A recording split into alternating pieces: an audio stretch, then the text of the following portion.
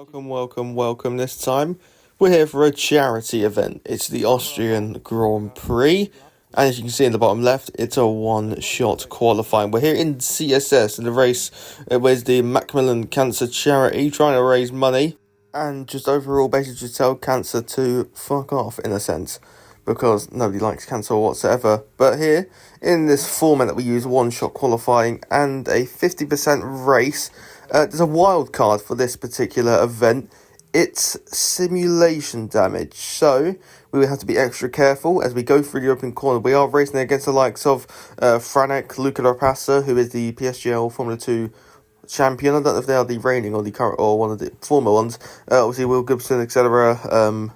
Vojta, I think his name was as well. There's many quick people here as well. So there's always the chance for chaos as well, considering the fact it's a charity event. People that don't take it as seriously, they just want to have a bit of fun as fighting. As you can see, we are miles down on the time, because one shot qualifying, I'm never able really to hook it up after one lap. Let's make our way down towards turn number 9 and turn number 10. You can see Frozen on provisional pole. Frozen, there's another driver who is very, very quick as we enable DRS power towards the line. The time is a 103.878. P9 on the grid, which is, at the time, that was our team's best qualifying performance.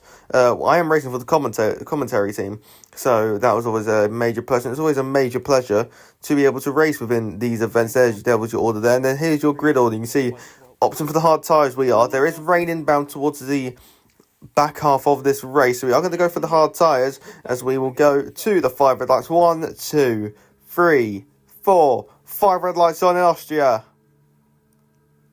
And the Austrian Grand Prix is underway. And we have a semi-decent start, actually. A lot better. And then we are used to make our way through turn 1. Look how careful we are taking it. The Sauber has a little bit of a poor exit. We now get on the inside of the Sauber of Lucas as we climb the hill down towards turn number 3. You can see Vojta just ahead of us as well in the Aston Martin. We want to make sure we don't go too low on the brakes. We go into the back of him. The Sauber tries to look around the outside, but it goes very, very deep. And we apply the throttle. No moment, no contact. We just randomly ghost out of nowhere, which just shows how broken the ghosting system is. As now we make our way down towards turn number 4. We are clear of the Sauber, and as we go under braking, and once again just taking it really carefully, and we actually make a position on the hard compound tyre on the run down towards turn number 6 it was, but now as we climb the hill towards turn number 3, once again we see Vojta having a little look, and then further ahead there's the Alpine going wheel to wheel with Franek in the Racing Bulls, and now we get on the power, make our way, and further behind there is a major collision between a couple of cars. As we now make our way down towards turn number 4, we're going to go slightly down the brake, but nothing major, but then just they slop so much we tap the rear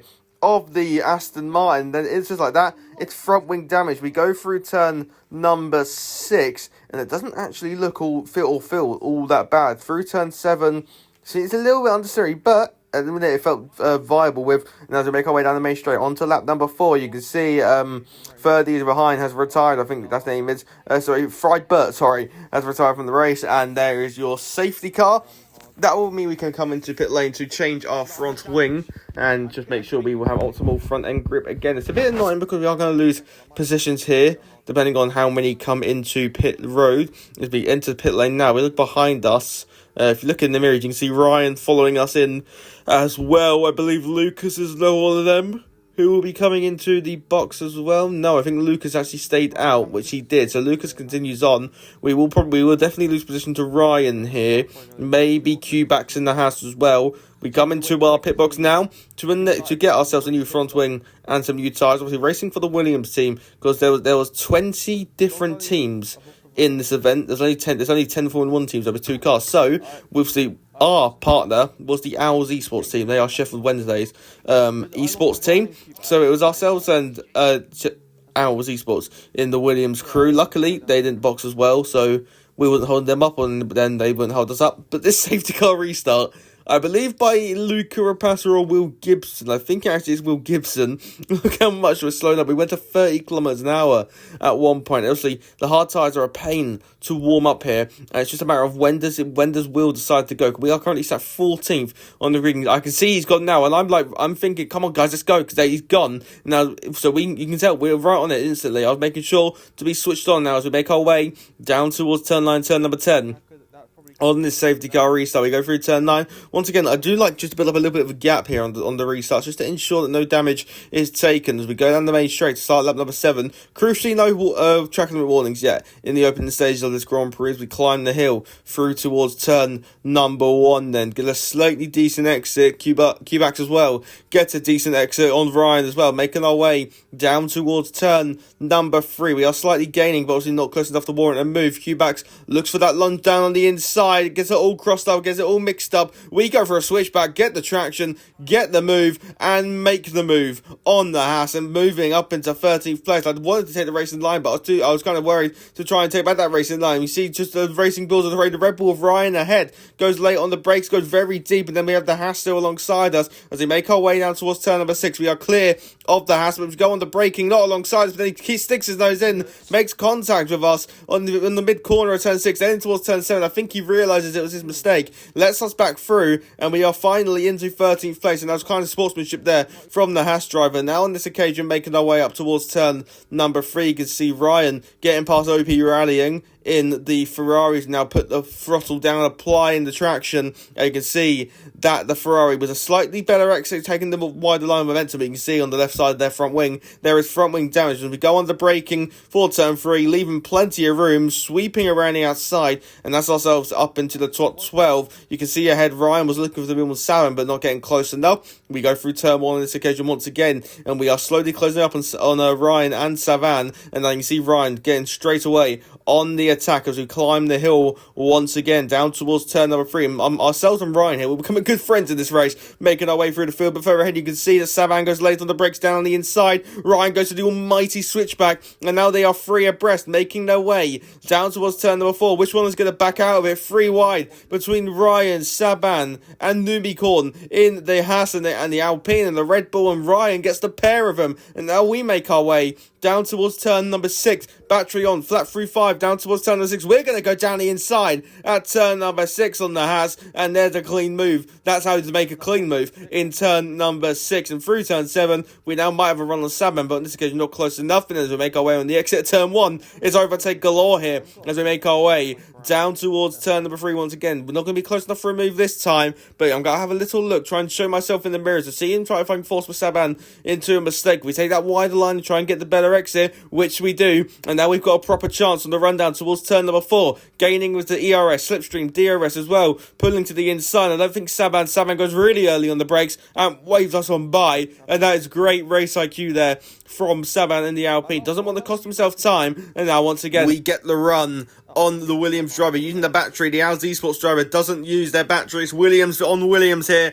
in towards turn number 9, making the move up into 9th place, and this pitting for the new hard tyres was a lovely call. We got more grip than others around us, and now we make our way towards turn number 1. You can see we've got GSR Ryan, who you can see just to give us that little weave there. That's the signal that we need to work together here if we want any chance of catching the guys ahead. I was going to go to the outside and take the racing line, but Ryan took it anyway, but I get the inside line and make the move without a fight in towards turn number 3. Thank you to Ryan for making that easy as we go through turn number 3 and instantly putting the throttle on to see what we can gain as we make our way towards turn 4 on this lap. But then, as we progress on the run down towards turn 7, we have Gap Ryan behind. We go through turn number 6, and you can just see Vodsta off there. Vodsta unghosts. I took a major risk there, thinking that Vodsta would stay ghosted, which he luckily did when we arrived there. But we are up into 7th place now. But then strategically, I'm just going to use Vodsta here to get back within the DRS, because we know how quick he is. We know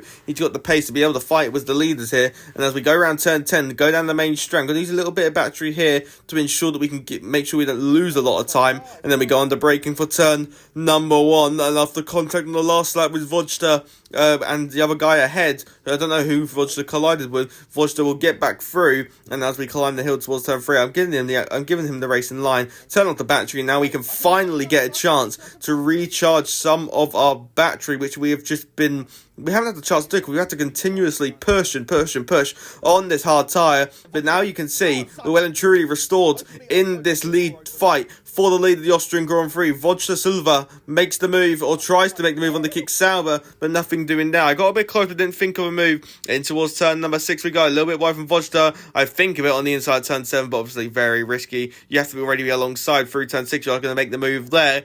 And now we go down the main straight, and you can see it is raining here in Spielberg, and the rain that was scheduled to arrive has arrived here. Our teammate of the Al's esports driver is into the box. HB Cook, I think his name was. And as we climb the hill, make our way down towards turn number 3, you can see it's just going to be chaos up ahead. Wheel-to-wheel action between the lot of them. Through turn 3 we go. Vodka looking on the inside line. Put the throttle on, apply the traction, and the rear just not like having it. And as we make our way down towards turn number 4, Vodka's still going to look for that move on Lucas, or is he going to look for the inside line? I'm going to really late on the brakes. Luckily, Vodka leaves the room, and as we apply the traction, I keep in none because I want to give that place back properly, because I didn't mean to make that move on Vodka. And as we go through turn number 6, once again on lap 21, Vodka running a little bit wide, but you can just, the grip's just running out. I was thinking maybe it was tyre wear here, but you can already see some slight raindrops on the circuit. And as we make our way down towards turn number 9, turn number 10, we're going to take the shorter line here. We're going to take the pit road line here to ensure that we are able to come into the pit lane and indicate to other drivers behind us that we are coming into the box. And you can see we've got Lucas and Vodka ahead, no, not Vodka, Frozen ahead as well, just to ensure that we can get onto a set of the intermediate compound tyres. Obviously, the McLaren comes into the box, but Luca Rapassa as well was in the box. So we're actually going to gain a position here on Frozen in the McLaren. Obviously, setting into be tight going. We have jumped the McLaren of Frozen, which is perfect for our race. It's a free position, hypothetically speaking, because both McLarens came in. Obviously, there's no teammates realistically, because there's 20 different teams in the whole charity event. So there's no teammates there. So there was no communication between Frozen and Luca Rapassa. But as we go down the main straight to see how many more places we gain, Paulos as well is in the box along with Zozo, and then you can see Vodka Silva is on the exit of the pit road as well. I'm probably butchering Zolta's name, so I do apologise. But you can see Volta, has actually gained time with his overcut, which has probably worked out perfectly for him as we climb the hill through towards turn number 4, side by side ahead between Lucas and Vodka, almost wheel hooking as we apply the throttle and make our way down and towards turn number 4, and I think Lucas is just going to pull it, but they will remain wheel to wheel, and Vodka now pulls ahead on the braking. Side by side they run, Lucas looking around the outside. Sauber the Aston Martin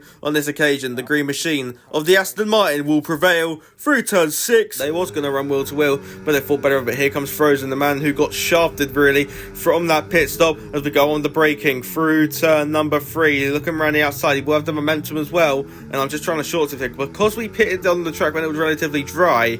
I wanted to make sure that we was going to be able to just keep our tyres in check. But you see it's a lot more wet here, and now as we make our way down towards turn number 4. We look on the inside of Lucas, go think of it, but then Ryan gets the lunge right around the outside. We get a little bit out of shape on the throttle. You can see we're drifting through the corner. Ryan still alongside, and now making our way down towards turn number 4. Wheel to wheel we remain. We haven't got any battery left for depletion here. We go on the braking through turn number 4. Wheel to wheel ahead between the likes of Rapassa and someone else. And now we go on the traction on the exit of turn 4. We go flat through 5 down towards turn number 6. Wheel to wheel remain around the outside. We're going to try it ourselves, and Ryan remain wheel to wheel. Now in towards turn number 7 we go. We're going to have to give this up. We haven't got the confidence and we ain't got the grip to hold it out around the outside at 7. Now as we make our way down towards turn number 1, we're going to keep the battery on momentarily here. Ryan getting all close to the rear of the cell. We go on the braking through turn 9. Ryan runs in wide. We then go on the inside of turn number 10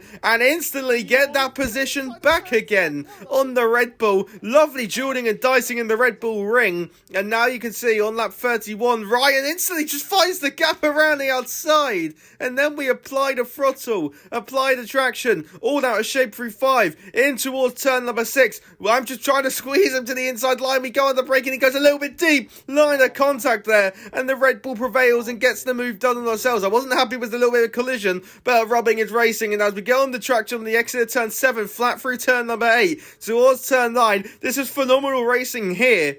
And now we go on to lap 32, climbing to turn 3. Chaos is about to ensure. You can see up ahead, Will Gibson's on the inside of Rapassa. And now we apply the throttle into the wall. Goes the Aston Martin and the McLaren. And now we make our way down towards turn 4. On the inside of Will Gibson. Gibson's got damage here in Austria. We're on the inside of the Aston Martin. Side by side we go. Round goes the Racing Bulls. After contact with the Sikik Sauber. And now we're making our way towards turn 6. We're past Gibson and the vehicle. We go. Now down the inside at turn number 6. The Sauber runs in wide. And in an instant, we've gone from like 8th or 9th into 5th place. And it's a net P3 because of Rapassa's penalty. But we know the pace that Rapassa has got here. And you're going to see as we cut to lap number 33, we're making the move on Ryan here. The gap now 1.8 between ourselves and Rapassa. Our focus was just to get ahead of Ryan and ensure we can use all of our pace to the maximum. We make our way down towards turn 4, but as we now cut to the final lap of this race, Luca Rapassa, you can see he's actually now taken the lead of the Grand Prix and has got over 3 seconds of us. So we make our way through turn 9 and turn number 10 for the final time in Austria towards the line. It is going to be P4 in a chaotic Austrian Grand Prix. What a race that was. We take P4. That was the team's best result so far. The best we got was P2 in Monaco, thanks to Ollie Matthews and the no rule chaos. But that was a phenomenal race, so enjoyable here, and we made up so many positions. It was just consistent action. The commentators were having a blast. I was having a blast. Everyone was having a bloody blast. Vodsta wins the Grand Prix ahead of Rapassa, and now you can see the race results here, as it's Vodsta from Rapassa from Frozen, then ourselves in 4th for the commentator team. But if you did enjoy, please consider liking and subscribing, and I will see you all for the next one. Ciao, adios, I'm done.